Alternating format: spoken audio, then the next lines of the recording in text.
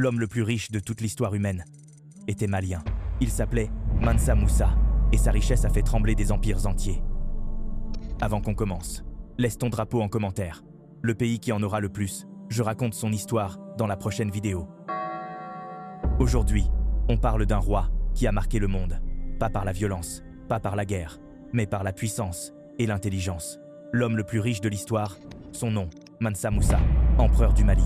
Un roi qui contrôlait tellement d'or qu'il a fait trembler l'économie mondiale, sans même essayer. À son époque, le Mali, c'était un coffre-fort naturel. Mines d'or, mines de sel, route du Sahara, un empire gigantesque. Et Moussa régnait dessus, comme un soleil en plein midi. Mais son moment le plus fou, 1324, le Hajj. Il ne part pas en pèlerin, il part en légende. 60 000 personnes, des soldats, des griots, des serviteurs, et des chameaux chargés de lingots d'or.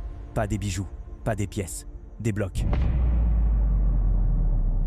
Le désert s'écarte, les villes s'arrêtent, les marchés explosent de joie. Moussa donne, encore, toujours, comme si l'or poussait dans son ombre. Puis il arrive au Caire, et là, tout dérape.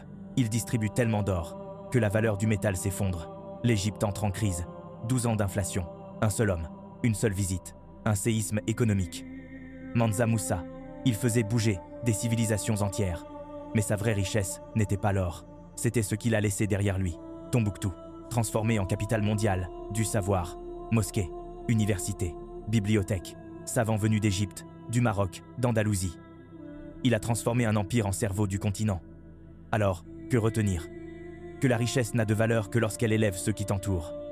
Que la grandeur ne se mesure pas à ce que tu possèdes, mais à ce que tu construis pour ceux qui viendront après toi.